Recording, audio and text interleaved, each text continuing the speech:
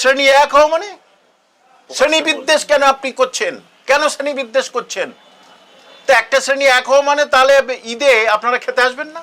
আজকে ইফতারি খেলেন আমার সঙ্গে, কিন্তু ঈদে আপনারা খেতে আসবেন না, তার মানে একটা শ্রেণী কই বলে দিচ্ছি ঈদে আপনারা খেতে আসবেন না। আপনার পুজোতে আমি গিয়ে কাঁধে কাঁধ দিয়ে ঠাকুর বিসর্জনে যাব না?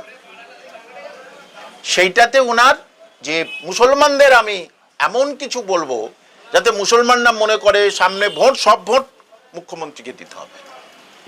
জেনে বুঝেই উস্কানিমূলক কথা এটা তিনি বলছেন, এটা তো উস্কানিমূলক কথা। অবশ্যই যদি গভীরভাবে চিন্তা করা যায় তাহলে এটা উস্কানিমূলক কথা।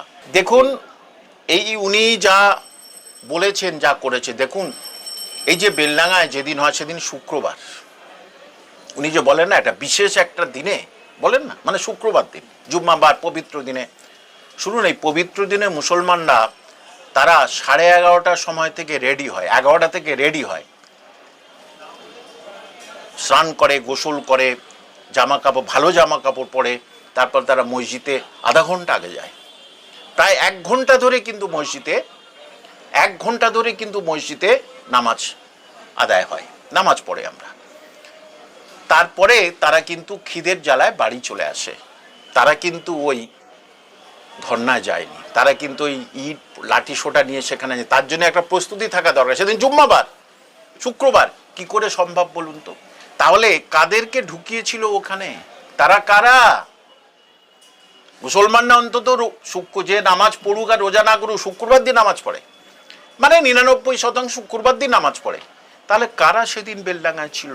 প্রশ্নটা আমার। আপনি নিজেই বলছেন ওটা পবিত্র দিন, ওই দিন ওরা থাকে, তাহলে সেই দিন বেলডাঙাতে ঘটনা ঘটলো কি করে? অসম্ভব ব্যাপার, এটা হতে পারে না। মুসলমান সম্প্রদায়ের মানুষ বেশি মসজিদ পছন্দ করে, আল্লাহকে পছন্দ করে, নবীকে পছন্দ করে, এবং ওই পবিত্র দিনে কিন্তু তারা এই জিনিসটা করতে পারে না। সেটা কিন্তু কেউ বলেনি, আমি আপনার চ্যানেলে প্রথম বললাম। সেটা মানুষ সার্ভে করে দেখুক, তাহলে বুঝতে পারবে। কে করবে এফআইআর? সাহসটা কার আছে? কে এফআইআর করবে? আমি নির্মল মাঝির বিরুদ্ধে এফআইআর করেছিলাম, সে কোরআন নিয়ে অবমান করার কথা বলেছিল, আল্লাহ নিয়ে। এফআইআর নিয়েছে, কোনো অ্যাকশন করেনি, সামান্য নির্মল মাঝি। আর কে একটা এফআইআর করবে মমতা ব্যানার্জির এগেনস্টে? বুঝতে পারলাম যে সেই পুলিশের চাকরিটা চলে যাবে, মানে তার চাকরি, তার কোথায় যে তার ট্রান্সফার করে দেবে তার ঠিক নেই। সেটা জানে অনেকে, যে হিন্দুদের বলছে, তো হিন্দুদের এইটাই বলছে যে তোমরা প্রস্তুত থাকো আকার ইঙ্গিতে, আর মুসলমানদের বলছে তোমরাও সব এক হও, সামনে বিপদ আছে। আমি যদি আসি, বিজেপি যদি আসে, তাহলে তোমাদের বিপদ আছে।